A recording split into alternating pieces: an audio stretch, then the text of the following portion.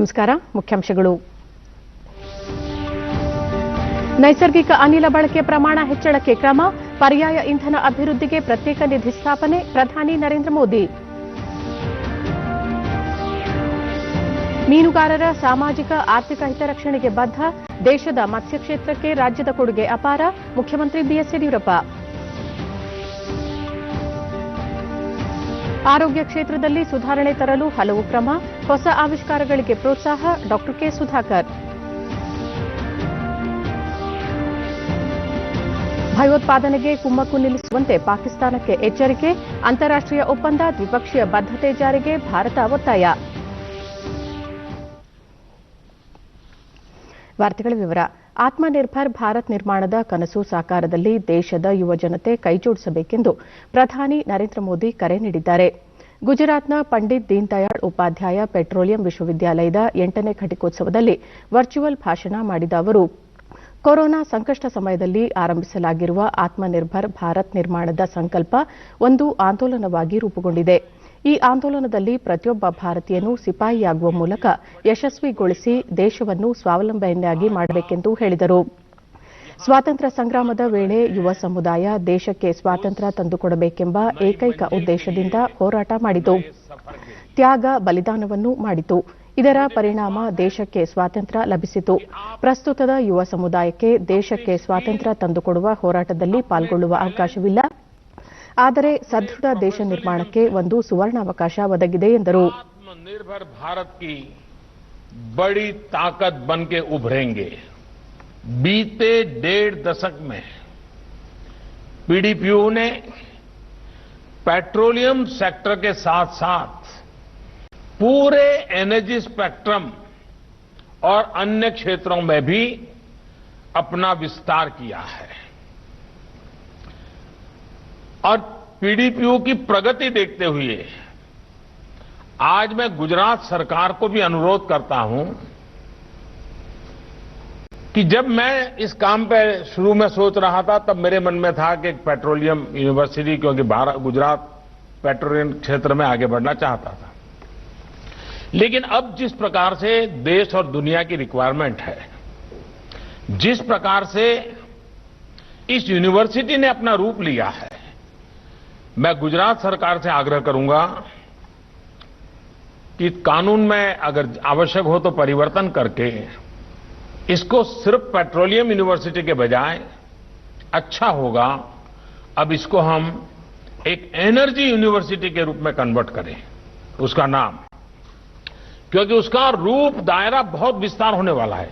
और आप लोगों ने इतने कम समय में जो कमाया है, जो देश को दिया है, शायद एनर्जी यूनिवर्सिटी इसका विस्तार बहुत बड़ा लाभकर्ता देश को होगा.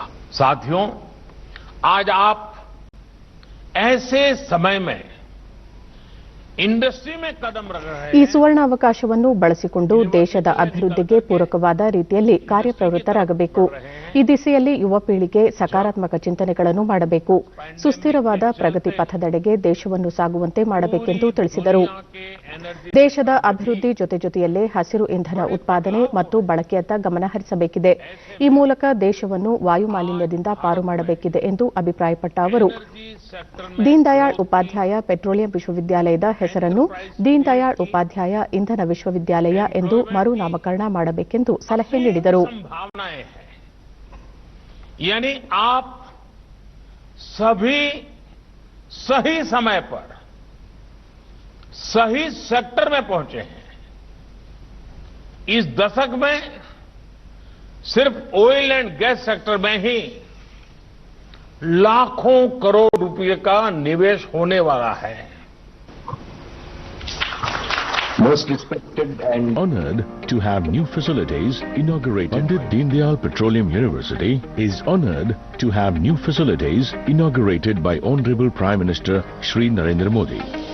45 megawatt production of monocrystalline solar photovoltaic through Academia Government Partnership.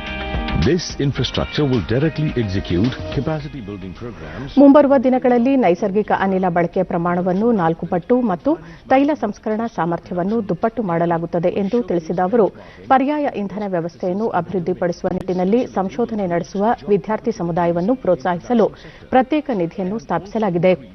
ಇದರ ಸದುಪಯೋಗ ಪಡಿಸಿಕೊಳ್ಳಬೇಕೆಂದು ಕರೆ ನೀಡಿದರು. Path-breaking technology-based products and markets, augmenting job creation and strengthening the clarion call of Vocal for Local. Sports Complex. To contribute to the Swasth Bharat Abhiyan.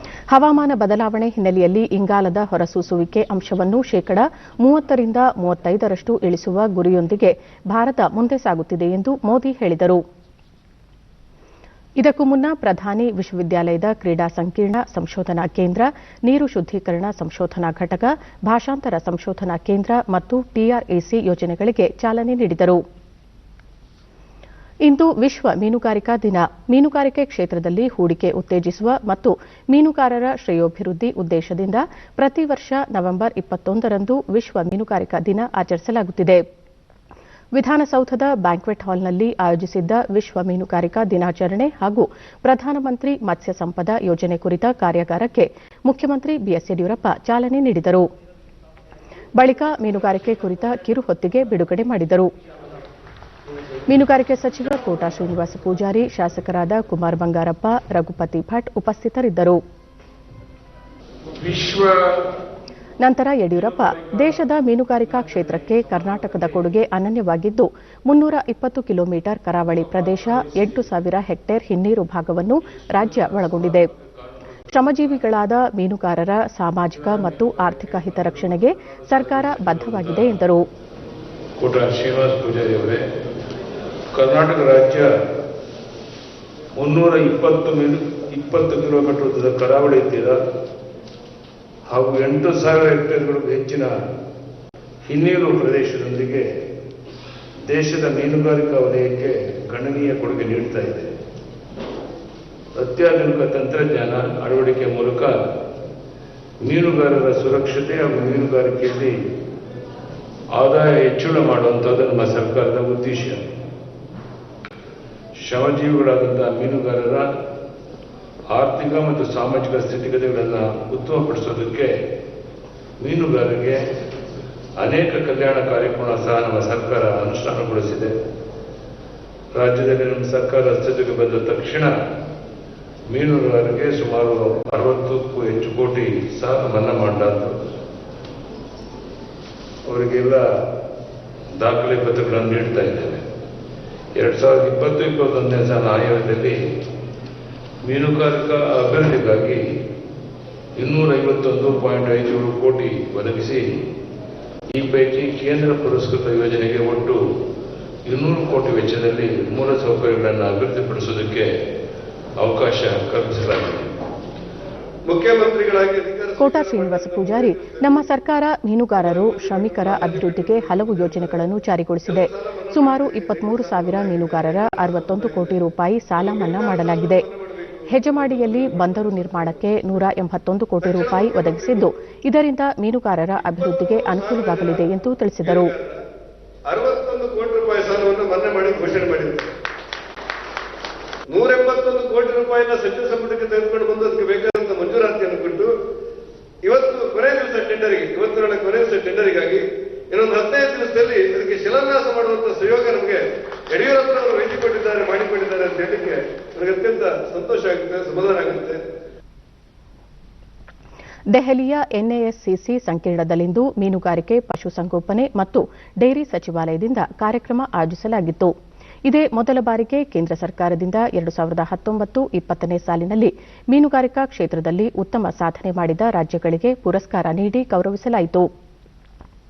ಈ ಸಾಲಿನ September 10ರಂದು ಪ್ರಧಾನಮಂತ್ರಿ ನರೇಂದ್ರ ಮೋದಿ ಅವರು ಪ್ರಧಾನಮಂತ್ರಿ ಮತ್ಸ್ಯ ಸಂಪದ ಯೋಜನೆಯನ್ನು ಜಾರಿಗೊಳಿಸಿದ್ದರು. 2020-21ರಿಂದ 2024-25ರವರೆಗೆ ಒಟ್ಟು 5 ವರ್ಷಗಳ ಅವಧಿಗಾಗಿ 20,050 ಕೋಟಿ ರೂಪಾಯಿಗಳನ್ನು ಈ ಯೋಜನೆಯಲ್ಲಿ ಹೂಡಿಕೆ ಮಾಡಲಾಗಿದೆ.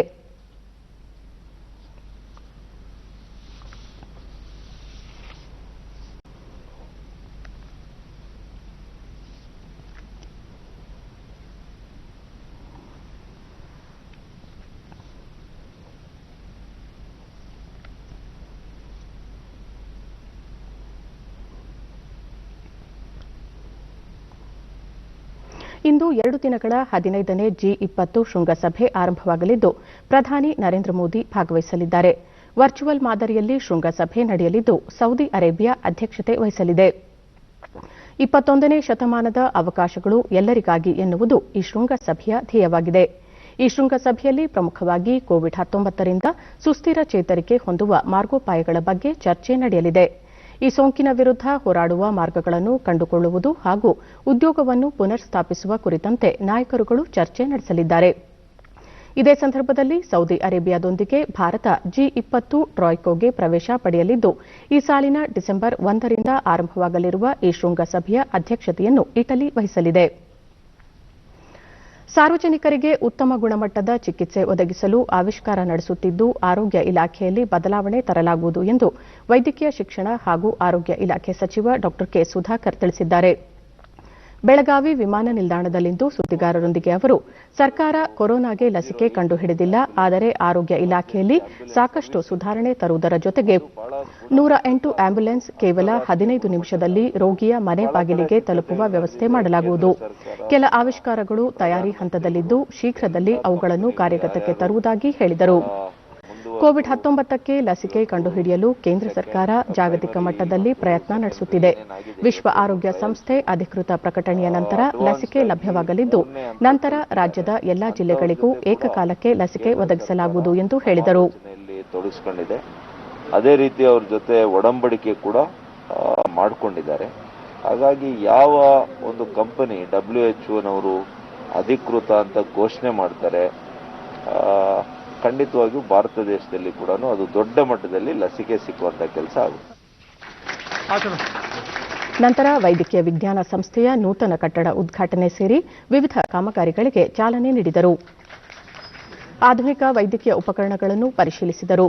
ಜಿಲ್ಲಾಸ್ಪತ್ರೆಯ ಕೋವಿಡ್ ಚಿಕಿತ್ಸಾ ಕೇಂದ್ರಕ್ಕೆ ಭೇಟಿ ನೀಡಿ ರೋಗಿಗಳ ಆರೋಗ್ಯ ವಿಚಾರಣೆ ನಡೆಸಿದರು.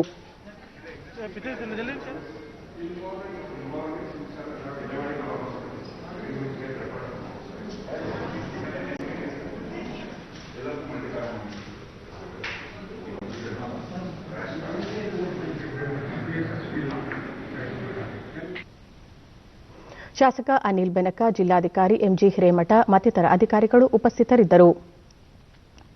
ಕಳೆದ 24 ಗಂಟೆಗಳಲ್ಲಿ ಹೊಸದಾಗಿ 46,232 ಕೊರೋನಾ ಸೋಂಕು ಪ್ರಕರಣಗಳು ಪತ್ತೆಯಾಗಿದ್ದು ಒಟ್ಟು ಸೋಂಕಿತರ ಸಂಖ್ಯೆ 90,50,598ಕ್ಕೆ ಏರಿಕೆಯಾಗಿದೆ. ಒಂದೇ ದಿನ 49,715 ಸೋಂಕಿತರು ಚೇತರಿಸಿಕೊಳ್ಳುವುದರೊಂದಿಗೆ ಒಟ್ಟು 84,78,124 ಸೋಂಕಿತರು ಗುಣಮುಖರಾದಂತಾಗಿದೆ. ಇದರೊಂದಿಗೆ ಚೇತರಿಕೆಯ ಪ್ರಮಾಣ 93.67ಕ್ಕೆ ಹೆಚ್ಚಳವಾಗಿದೆ. ನಿನ್ನೆ ಒಂದೇ ದಿನ 564 ಮಂದಿ ಮೃತಪಟ್ಟಿದ್ದು ಇದರೊಂದಿಗೆ ಈವರೆಗೆ ಒಟ್ಟು 1,32,726 ಮಂದಿ ಮೃತಪಟ್ಟಿದ್ದಾರೆ. ಮರಣ ಪ್ರಮಾಣ 1.47ರಷ್ಟಿದೆ. 4,39,747 ಸೋಂಕಿತರು ವಿವಿಧ ಆಸ್ಪತ್ರೆಗಳಲ್ಲಿ ಚಿಕಿತ್ಸೆ ಪಡೆಯುತ್ತಿದ್ದು ಸಕ್ರಿಯ ಪ್ರಕರಣಗಳ ಸಂಖ್ಯೆ 4.86ಕ್ಕೆ ಇಳಿಕೆಯಾಗಿದೆ. ದಿ ಆಕ್ಸ್ಫರ್ಡ್ ಆಸ್ಟ್ರಾಜೆನೆಕಾ ಕೋವಿಡ್-19 ಲಸಿಕೆ ಹಿರಿಯ ನಾಗರಿಕರಲ್ಲಿ ರೋಗ ನಿರೋಧಕ ಶಕ್ತಿ ಹೆಚ್ಚಿಸಲು ಸಹಕಾರಿಯಾಗಿದೆ ಎಂದು ಸಂಶೋಧನಾ ವರದಿಗಳು ದೃಢಪಡಿಸಿವೆ. 60 ಮತ್ತು 70ರ ವಯೋಮಾನದವರಿಗೆ ಇದು ಹೆಚ್ಚು ಸುರಕ್ಷಿತವಾಗಿದ್ದು ಸೋಂಕಿನಿಂದ ರಕ್ಷಣೆ ನೀಡಲಿದೆ. ಸುಮಾರು 560 ಆರೋಗ್ಯವಂತ ಯುವ ಸ್ವಯಂ ಸೇವಕರ ಮೇಲೆ ಲಸಿಕೆಯನ್ನು ಪ್ರಯೋಗಿಸಲಾಗಿದ್ದು ಉತ್ತಮ ಫಲಿತಾಂಶ ದೊರೆತಿದೆ. ಇದಲ್ಲದೆ ಫಿಜರ್ ಬಯೋಟೆಕ್, ಸ್ಪುಟ್ನಿಕ್ ಮತ್ತು ಮಾಡರ್ನಾ ಲಸಿಕೆಗಳು ಸಹ ಉತ್ತಮ ಪರಿಣಾಮ ಬೀರಲಿವೆ ಎಂದು ವರದಿಯಾಗಿದೆ. ಆಕ್ಸ್ಫರ್ಡ್ ಲಸಿಕಾ ಸಂಸ್ಥೆಯ ತನಿಖಾಧಿಕಾರಿ ಡಾ ಮಹೇಶಿ ರಾಮಸ್ವಾಮಿ ಈ ಕುರಿತು ಮಾಹಿತಿ ನೀಡಿದ್ದು 2ನೇ ಬಾರಿಗೆ ಲಸಿಕೆ ನೀಡಿದ 2 ವಾರಗಳ ನಂತರ ಎಲ್ಲಾ ವಯಸ್ಸಿನ 99% ಮಂದಿಯಲ್ಲಿ ಉತ್ತಮ ಬೆಳವಣಿಗೆಗಳು ಕಂಡುಬಂದಿದೆ ಎಂದು ಹೇಳಿದ್ದಾರೆ. ಬೆಂಗಳೂರಿನಲ್ಲಿ ನಡೆಯುತ್ತಿರುವ 3 ದಿನಗಳ ಬೆಂಗಳೂರು ತಂತ್ರಜ್ಞಾನ ಮೇಳ 2020 ಇಂದು ಸಂಪನ್ನಗೊಳ್ಳಲಿದೆ. ಗುರುವಾರದಂದು ಪ್ರಧಾನಿ ನರೇಂದ್ರ ಮೋದಿ ಉದ್ಘಾಟಿಸಿದ ಈ ತಂತ್ರಜ್ಞಾನ ಮೇಳ ಜಾಗತಿಕ ಗಮನ ಸೆಳೆದಿದ್ದು ಈ ಮೇಳದಲ್ಲಿ ಹಲವು ವಲಯಗಳ ಕುರಿತು ಮಹತ್ವದ ಚರ್ಚೆ ನಡೆಸಲಾಗಿದೆ. 3ನೇ ದಿನವಾದ ಇಂದು ಸಹ ನವೋದ್ಯಮ, ಕೋವಿಡ್ ನಂತರದ ನಾಯಕತ್ವ, ರಾಷ್ಟ್ರೀಯ ಶಿಕ್ಷಣ ನೀತಿ ಮತ್ತು ಡಿಜಿಟಲ್ ಕಲಿಕೆ ಸೇರಿದಂತೆ ಹಲವು ವಿಷಯಗಳ ಕುರಿತ ಗೋಷ್ಠಿ ನಡೆಯಲಿದೆ. ಸಂಜೆ 5 ಗಂಟೆಗೆ ಸಮಾರೋಪ ಸಮಾರಂಭ ಜರುಗಲಿದೆ.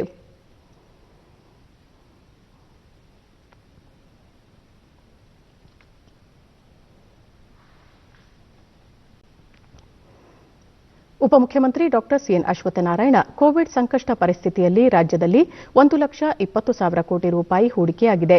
ಮುಂದಿನ 5 ವರ್ಷಗಳಲ್ಲಿ ದೇಶದ ಐಟಿ ರಫ್ತು ಪ್ರಮಾಣವನ್ನು $150 ಶತಕೋಟಿ ಗೆ ಹೆಚ್ಚಿಸುವ ಗುರಿ ಹೊಂದಲಾಗಿದೆ ಎಂದರು.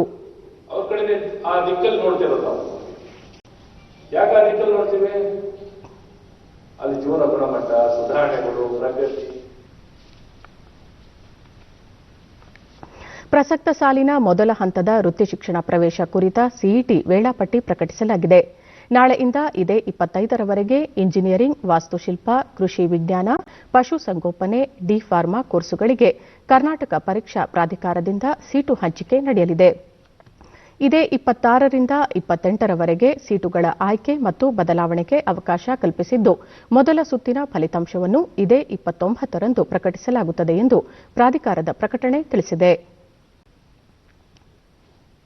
2022ರ ವೇಳೆಗೆ ಪ್ರತಿಯೊಬ್ಬರಿಗೂ ಸೂರು ಕಲ್ಪಿಸುವ ಗುರಿ ಸಾಧನೆಗೆ ರಾಜ್ಯ ಸರ್ಕಾರಗಳಿಂದ ಸೂಕ್ತ ಸ್ಪಂದನೆ ದೊರೆತಿದ್ದು, ಪ್ರಧಾನಮಂತ್ರಿ ಗ್ರಾಮೀಣ ಆವಾಸ್ ಯೋಜನೆಯಡಿ ಉತ್ತಮ ಪ್ರಗತಿಯಾಗುತ್ತಿದೆ ಎಂದು ಗ್ರಾಮೀಣಾಭಿವೃದ್ಧಿ ಸಚಿವ ನರೇಂದ್ರ ಸಿಂಗ್ ತೋಮರ್ ಹೇಳಿದ್ದಾರೆ. ನಿನ್ನೆ ಡಿಡಿ ನ್ಯೂಸ್ಗೆ ನೀಡಿದ ವಿಶೇಷ ಸಂದರ್ಶನದಲ್ಲಿ ಅವರು ಎಲ್ಲಾ ರಾಜ್ಯಗಳ ವಸತಿ ಸಚಿವರೊಂದಿಗೆ ಪ್ರಧಾನಮಂತ್ರಿ ಆವಾಸ್ ಯೋಜನೆ ಕುರಿತು ಚರ್ಚೆ ನಡೆಸಿದ್ದು, ಎಲ್ಲಾ ರಾಜ್ಯಗಳು ತಮ್ಮ ಗುರಿ ಸಾಧನೆಗೆ ಸಕಾರಾತ್ಮಕವಾಗಿ ಸ್ಪಂದಿಸಿವೆ ಎಂದರು. ಕೋವಿಡ್-19 ಸಂಕಷ್ಟ ಪರಿಸ್ಥಿತಿಯಲ್ಲೂ ಮನೆಗಳ ನಿರ್ಮಾಣ ಕಾರ್ಯ ಸುಗಮವಾಗಿ ನಡೆದಿದ್ದು, ಇದರಿಂದ ಅರ್ಹ ಫಲಾನುಭವಿಗಳಿಗೆ ಸೂರು ಕಲ್ಪಿಸಲು ಸಾಧ್ಯವಾಗಲಿದೆ. ಸರ್ಕಾರ ಈವರೆಗೆ 1,19,00,000 ಮನೆಗಳನ್ನು ನಿರ್ಮಿಸಿದೆ ಎಂದು ಸಚಿವ ನರೇಂದ್ರ ಸಿಂಗ್ ತೋಮರ್ ಮಾಹಿತಿ ನೀಡಿದರು. कोविड की महामारी के दौरान देश का और दुनिया का हर क्षेत्र प्रभावित हुआ है, लेकिन मुझे प्रसन्नता है कि प्रधानमंत्री नरेंद्र मोदी जी ने कोविड संकट के दौरान जो रणनीति बनाई, उससे निश्चित रूप से कोरोना वायरस के संकट को नियंत्रित करने में देश में काफी सफलता मिली है और मोदी जी भारत की ग्रामीण ताकत को जानते भी हैं, पहचानते भी हैं और मानते भी हैं, और इसलिए शुरुआती का 1 महीना जो लॉकडाउन का था, उसमें देश में अनेक प्रकार की चिंताएं थीं और प्रधानमंत्री जी भी लगातार ಈ ತಿಂಗಳ 25 ಮತ್ತು 26ರಂದು ಗುಜರಾತಿನ ಸರ್ದಾರ್ ವಲ್ಲಭಭಾಯ್ ಪಟೇಲ್ ಸ್ಮಾರಕ ಭವನದಲ್ಲಿ ಎಲ್ಲಾ ರಾಜ್ಯಗಳ ವಿಧಾನಮಂಡಲದ ಸಭಾಧ್ಯಕ್ಷರು ಮತ್ತು ಸಭಾಪತಿಗಳ ಸಮ್ಮೇಳನ ನಡೆಯಲಿದೆ. ದೆಹಲಿಯಲ್ಲಿ ಈ ವಿಷಯ ತಿಳಿಸಿರುವ ಲೋಕಸಭಾಧ್ಯಕ್ಷ ಓಂ ಬಿರ್ಲಾ, 2 ದಿನಗಳ ಈ ಸಮ್ಮೇಳನವನ್ನು ರಾಷ್ಟ್ರಪತಿ ರಾಮನಾಥ್ ಕೋವಿಂದ್ ಉದ್ಘಾಟನೆ ಮಾಡಲಿದ್ದಾರೆ. ಈ ವೇಳೆ ರಾಜ್ಯಸಭೆಯ ಸಭಾಪತಿಯೂ ಆಗಿರುವ ಉಪರಾಷ್ಟ್ರಪತಿ ಎಂ ವೆಂಕಯ್ಯನಾಯ್ಡು ಹಾಜರಿರಲಿದ್ದಾರೆ ಎಂದರು. ನಮ್ಮ ಸಂವಿಧಾನ ಇಡೀ ವಿಶ್ವಕ್ಕೆ ಮಾದರಿಯಾಗಿದೆ. ಸಮಾಜದ ಎಲ್ಲಾ ವರ್ಗದ ಶ್ರೇಯೋಭಿವೃದ್ಧಿಯನ್ನು ಗಮನದಲ್ಲಿಟ್ಟುಕೊಂಡು ಮಹಾತ್ಮರು ಸೇರಿ ಇದನ್ನು ರಚಿಸಿಕೊಟ್ಟಿದ್ದಾರೆ.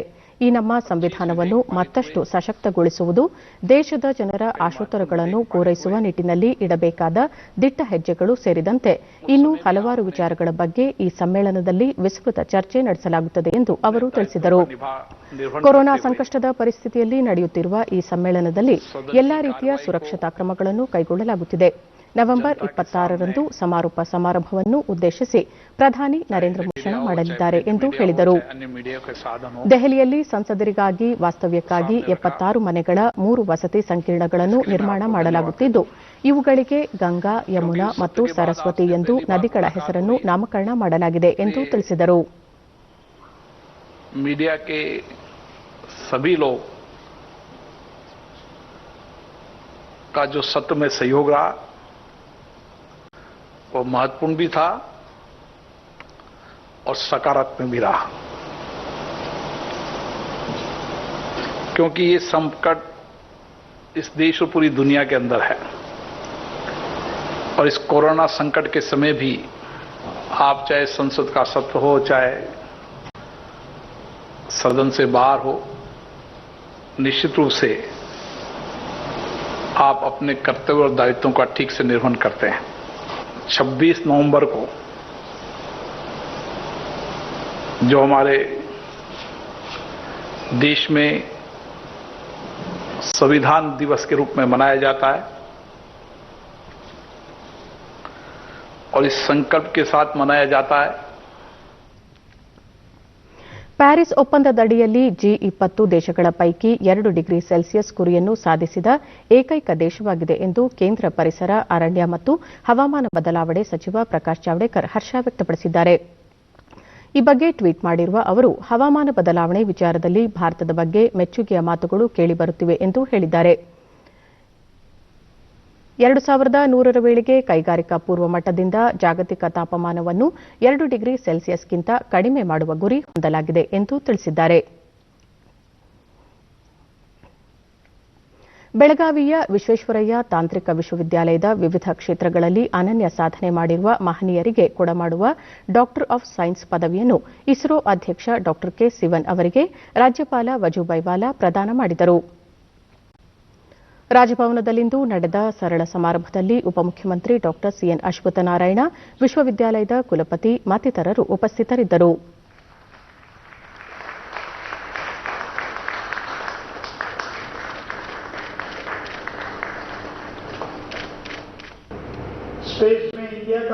ನಂತರ ರಾಜ್ಯಪಾಲ ವಜೂಭಾಯಿ ವಾಲಾ ತಾಂತ್ರಿಕ ಕ್ಷೇತ್ರದಲ್ಲಿ ಅದ್ಭುತ ಸಾಧನೆ ಮಾಡಿರುವ ಡಾ ಸಿವನ್ ಅವರಿಗೆ ಈ ಗೌರವ ಸಂದಿದೆ. ಬಾಹ್ಯಾಕಾಶ ತಂತ್ರಜ್ಞಾನ ಕ್ಷೇತ್ರದಲ್ಲಿ ಇಸ್ರೋ ಇಡೀ ವಿಶ್ವದಲ್ಲೇ ಪ್ರಶಂಸನೀಯ ಸೇವೆ ಮಾಡಿದೆ. ಸುನಾಮಿಯಂತಹ ಪ್ರಾಕೃತಿಕ ವಿಕೋಪಗಳ ಬಗ್ಗೆ ಮೊದಲೇ ತಿಳಿಯುವಂತಹ ಆವಿಷ್ಕಾರಗಳು ತಂತ್ರಜ್ಞಾನ ಮತ್ತು ವಿಜ್ಞಾನ ಕ್ಷೇತ್ರಗಳಲ್ಲಿ ನಡೆದಿವೆ ಎಂದರು. मगर इसरो ने 204 से 204 उससे भी ज्यादा वो सक्सेसफुली उपग्रह अवकाश में पुटअप किया. सारे विश्व में आज किसी ने भी ऐसा कार्य नहीं किया था. ಡಾ ಸಿಎನ್ ಅಶ್ವತ್ಥನಾರಾಯಣ, ಬಾಹ್ಯಾಕಾಶ ತಂತ್ರಜ್ಞಾನ ಕಾರ್ಯಕ್ರಮಗಳಿಗೆ ಡಾ ಸಿವನ್ ನೀಡಿರುವ ಕೊಡುಗೆ ಅಪಾರವಾದುದು. ದೇಶದ ಪ್ರಗತಿ ಕುರಿತು ಅವರಿಗಿರುವ ಬದ್ಧತೆ ಶ್ಲಾಘನೀಯ ಎಂದರು.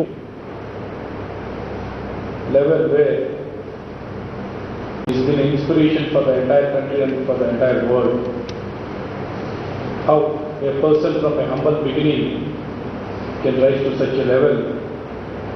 Being a former son and with a agriculture background, studying in a Tamil medium in Kanyakumari, his determination and grit has taken him to this level.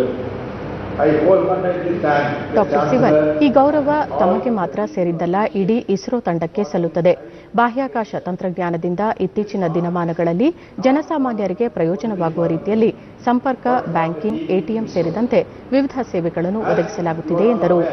The space technology in recent times has emerged as a tool to empower common man by supporting communication, ETH, ATM, banking and many other services. This empowerment is extremely important for our country because we have seen that an empowered citizen becomes a highly productive citizen. Each moment in our lives, one way or other, is connected with space technology.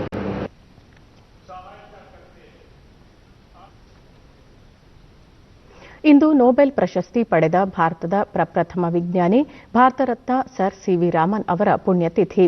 ವಿಜ್ಞಾನ ಕ್ಷೇತ್ರದ ಅವರ ಕೊಡುಗೆಯನ್ನು ಎಲ್ಲೆಡೆ ಸ್ಮರಿಸಲಾಗುತ್ತಿದೆ. ಭೌತಶಾಸ್ತ್ರದಲ್ಲಿ ಅವರ ಸಾಧನೆ ಅನನ್ಯವಾಗಿದೆ. ಮುಖ್ಯಮಂತ್ರಿ BS Yediyurappa C V Raman ಅವರನ್ನು ಸ್ಮರಿಸಿ ಅವರಿಗೆ ಆದರಪೂರ್ವಕ ಪ್ರಣಾಮಗಳು. ವಿಜ್ಞಾನ ಕ್ಷೇತ್ರದಲ್ಲಿ ಮಹತ್ವಪೂರ್ಣ ಸಾಧನೆಗಳನ್ನು ಸಾಧಿಸಿರುವ ಸರ್ ಸಿವಿ ರಾಮನ್ ಯುವ ವಿಜ್ಞಾನಿಗಳಿಗೆ ಸದಾ ಆದರ್ಶವಾಗಿದ್ದಾರೆ ಎಂದು ಟ್ವೀಟ್ ಮಾಡಿದ್ದಾರೆ. ಕನ್ನಡ ಮತ್ತು ಸಂಸ್ಕೃತಿ ಇಲಾಖೆ ಹಾಗೂ ಜಾನಪದ ಅಕಾಡೆಮಿ ವತಿಯಿಂದ 2019ನೇ ಸಾಲಿನ ವಾರ್ಷಿಕ ಗೌರವ ಪ್ರಶಸ್ತಿ ಹಾಗೂ 2014ರಿಂದ 2017ನೇ ಸಾಲಿನವರೆಗಿನ ಪ್ರಸಕ್ತ ಪ್ರಶಸ್ತಿ ಪ್ರದಾನ ಕಾರ್ಯಕ್ರಮವನ್ನು ಬೆಂಗಳೂರಿನಲ್ಲಿಂದು ಹಮ್ಮಿಕೊಳ್ಳಲಾಗಿತ್ತು. ಹಂಪಿ ಕನ್ನಡ ವಿಶ್ವವಿದ್ಯಾಲಯದ ವಿಶ್ರಾಂತ ಕುಲಪತಿ ಹಿಚಿ ಬೋರಲಿಂಗಯ್ಯ ಹಾಗೂ ಕವಿ ಡಾ ಸಿದ್ದಲಿಂಗಯ್ಯ ಕಾರ್ಯಕ್ರಮ ಉದ್ಘಾಟಿಸಿದರು. ಜಾನಪದ ಅಕಾಡೆಮಿ ಅಧ್ಯಕ್ಷೆ ಮಂಜಮ್ಮ ಜೋಗತಿ, ಕನ್ನಡ ಮತ್ತು ಸಂಸ್ಕೃತಿ ಇಲಾಖೆ ಕಾರ್ಯದರ್ಶಿ ರಶ್ಮಿ ಮಹೇಶ್ ಉಪಸ್ಥಿತರಿದ್ದರು. ಈ ವೇಳೆ 20ಕ್ಕೂ ಹೆಚ್ಚು ಕಲಾವಿದರಿಗೆ ವಾರ್ಷಿಕ ಪ್ರಶಸ್ತಿ ಮತ್ತು ಪುಸ್ತಕ ಪ್ರಶಸ್ತಿಯನ್ನು ಪ್ರದಾನ ಮಾಡಲಾಯಿತು. ಬಳಿಕ ಹೀಚಿ ಬೋರಲಿಂಗಯ್ಯ ಜಾನಪದ ತಜ್ಞ ಎಚ್ಎಲ್ ನಾಗೇಗೌಡರು ನಿರ್ಲಕ್ಷಿತ ಕಲಾವಿದರನ್ನು ಗುರುತಿಸಿ ಅವರ ಅಗಾಧ ಪ್ರತಿಭೆಯನ್ನು ದಾಖಲಿಸಿದರು. ಅಲ್ಲದೆ ಪ್ರಶಸ್ತಿ, ಬಹುಮಾನ, ಮಾಸಾಶನ ಇತ್ಯಾದಿಗಳನ್ನು ಜಾರಿಗೊಳಿಸಿದರು. ಬಳಿಕ ಅಕಾಡೆಮಿ ಅಧ್ಯಕ್ಷರಾದ ಡಾ ಕರೀಂ ಖಾನ್ ಅವರು ರಾಜ್ಯದ ಜಾನಪದ ಕಲೆ ಹಾಗೂ ಕಲಾವಿದರನ್ನು ಗುರುತಿಸಿ ಪ್ರೋತ್ಸಾಹಿಸಿದರು ಎಂದು ನೆನಪಿಸಿಕೊಂಡರು. 2 ಅವಧಿಗೆ ಅವರು ಅಧ್ಯಕ್ಷರಾಗಿ ಕೆಲಸವನ್ನು ಮಾಡಿದರು. ಆನಂತರ ಮತ್ತೊಬ್ಬ ಪ್ರಸಿದ್ಧ ಜಾನಪದ ತಜ್ಞರಾದಂತಹ ಎಸ್ ಕೆ ಕರೀಂ ಖಾನ್ ನಂತರ ಜಿ ಮರುಶಿವಯ್ಯನವರಿಗೆ ಅನೇಕ ಅಧ್ಯಕ್ಷರು ತಮ್ಮ ಅವಧಿಯಲ್ಲಿ ತಮಗೆ ತಿಳಿದಷ್ಟರ ಮಟ್ಟಿಗೆ ಒಳ್ಳೆಯ ಕೆಲಸಗಳನ್ನು ಮಾಡ್ತಾ ಬಂದಿದ್ದಾರೆ. ಎಲ್ಲರ ಬಹಳ ಮುಖ್ಯವಾದಂತಹ ಧ್ಯೇಯ ಏನಾಗಿತ್ತು ಅಂತಂದ್ರೆ, ಯಾವ ಹಳ್ಳಿಗಾಡಿನ ಕಲಾವಿದರಿಗೆ ನಿರ್ಲಕ್ಷ್ಯವನ್ನ ವಹಿಸಿ ನಮ್ಮ ವ್ಯವಸ್ಥೆ ಅವರನ್ನು ದೂರ ಇಟ್ಟಿತ್ತೋ ಆ ಹಳ್ಳಿಗಾಡಿನ ಕಲಾವಿದರನ್ನ, ನಿಜವಾದ ಅನುಭವಿಗಳನ್ನ, ಹೃದಯವಂತರನ್ನ ಇಲ್ಲಿ ಇಂಥ ವೇದಿಕೆಗಳಿಗೆ ಕರೆತಂದು ಅವರಿಗೆ ಗೌರವವನ್ನು ಕೊಡಬೇಕು ಅನ್ನೋ ಕೆಲಸವನ್ನು ಅಕಾಡೆಮಿ ಮಾಡ್ತಾ ಬಂದಿದೆ.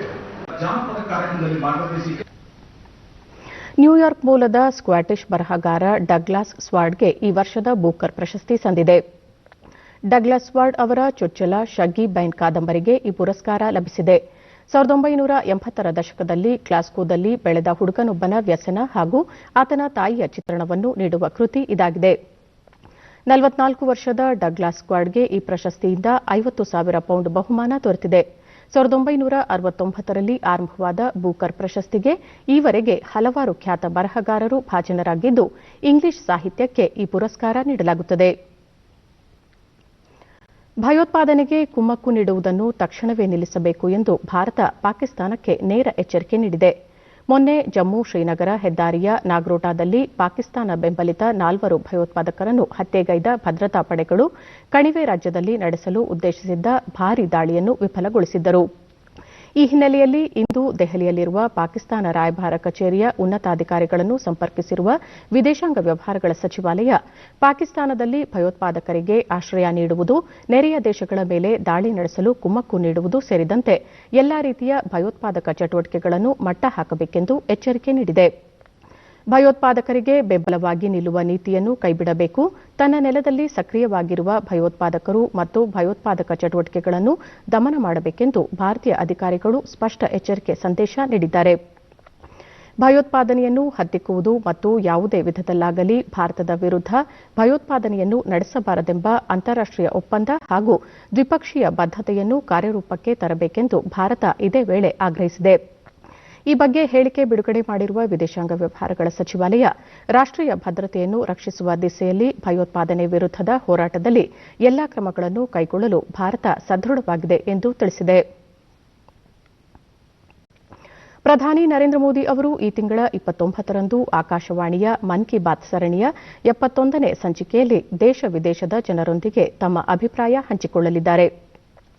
ಈ ಸಂಬಂಧ ಟ್ವೀಟ್ ಮಾಡಿರುವ ಪ್ರಧಾನಿ ನರೇಂದ್ರ ಮೋದಿ, ಈಗಾಗಲೇ ಅನೇಕ ಆಸಕ್ತಿಕರ ಸಂಗತಿಗಳು ಸ್ವೀಕಾರ ಮಾಡಲಾಗಿದೆ, ಅದರಲ್ಲಿ ಕೆಲವು ಜೀವನದ ಸ್ಫೂರ್ತಿದಾಯಕ ವಿಷಯಗಳು ಇವೆ ಎಂದಿದ್ದಾರೆ. ಜನರು ತಮ್ಮ ಅಭಿಪ್ರಾಯ ಮತ್ತು ಚಿಂತನೆಗಳನ್ನು ನಮೋ ಆಪ್, ಮೈಗೌ ಓಪನ್ ಫೋರಂಗೆ ಅಥವಾ ಇಂಗ್ಲಿಷ್ ಇಲ್ಲವೇ ಹಿಂದಿಯಲ್ಲಿ ಮುದ್ರಿತ ಸಂದೇಶವನ್ನು 1800117800ಗೆ ಹಂಚಿಕೊಳ್ಳಬಹುದಾಗಿದೆ. ಜೊತೆಗೆ ಜನರು 1922ಕ್ಕೆ ಮಿಸ್ಡ್ ಕಾಲ್ ನೀಡಿ ಮಾಹಿತಿ ನೀಡಬಹುದು. ಎಸ್ಎಂಎಸ್ ಸಂದೇಶವನ್ನು ನೇರವಾಗಿ ಪ್ರಧಾನಮಂತ್ರಿಗಳಿಗೆ ಕಳುಹಿಸಬಹುದಾಗಿದೆ. ಕೆಲವು ಮುದ್ರಿತ ಸಂದೇಶಗಳು ಸಂಚಿಕೆಯಲ್ಲಿ ಪ್ರಸಾರವಾಗಲಿದೆ. ಕೊನೆಯಲ್ಲಿ ಮತ್ತೊಮ್ಮೆ ಮುಖ್ಯಾಂಶಗಳು. ನೈಸರ್ಗಿಕ ಅನಿಲ ಬಳಕೆಯ ಪ್ರಮಾಣ ಹೆಚ್ಚಳಕ್ಕೆ ಕ್ರಮ, ಪರ್ಯಾಯ ಇಂಧನ ಅಭಿವೃದ್ಧಿಗೆ ಪ್ರತ್ಯೇಕ ನಿಧಿ ಸ್ಥಾಪನೆ, ಪ್ರಧಾನಿ ನರೇಂದ್ರ ಮೋದಿ. ಮೀನುಗಾರರ ಸಾಮಾಜಿಕ ಆರ್ಥಿಕ ಹಿತರಕ್ಷಣೆಗೆ ಬದ್ಧ, ದೇಶದ ಮತ್ಸ್ಯ ಕ್ಷೇತ್ರಕ್ಕೆ ರಾಜ್ಯದ ಕೊಡುಗೆ ಅಪಾರ, ಮುಖ್ಯಮಂತ್ರಿ ಬಿಎಸ್ ಯಡಿಯೂರಪ್ಪ. ಆರೋಗ್ಯ ಕ್ಷೇತ್ರದಲ್ಲಿ ಸುಧಾರಣೆ ತರಲು ಹಲವು ಕ್ರಮ, ಹೊಸ ಆವಿಷ್ಕಾರಗಳಿಗೆ ಪ್ರೋತ್ಸಾಹ, ಡಾ ಕೆ ಸುಧಾಕರ್. ಭಯೋತ್ಪಾದನೆಗೆ ಕುಮ್ಮಕ್ಕು ನಿಲ್ಲಿಸುವಂತೆ ಪಾಕಿಸ್ತಾನಕ್ಕೆ ಎಚ್ಚರಿಕೆ, ಅಂತಾರಾಷ್ಟೀಯ ಒಪ್ಪಂದ, ದ್ವಿಪಕ್ಷೀಯ ಬದ್ಧತೆ ಜಾರಿಗೆ ಭಾರತ ಒತ್ತಾಯ. ನಮ್ಮ ವಾರ್ತಾ ಪ್ರಸಾರವನ್ನು ನೀವು ಡಿಡಿ ಚಂದನ ನ್ಯೂಸ್ ಯೂಟ್ಯೂಬ್ ಚಾನೆಲ್ನಲ್ಲೂ ವೀಕ್ಷಿಸಬಹುದು. ನಮ್ಮ ಮುಂದಿನ ವಾರ್ತಾ ಪ್ರಸಾರ ಸಂಜೆ 7 ಗಂಟೆಗೆ ಡಿಡಿ ಚಂದನದಲ್ಲಿ. ನಮಸ್ಕಾರ.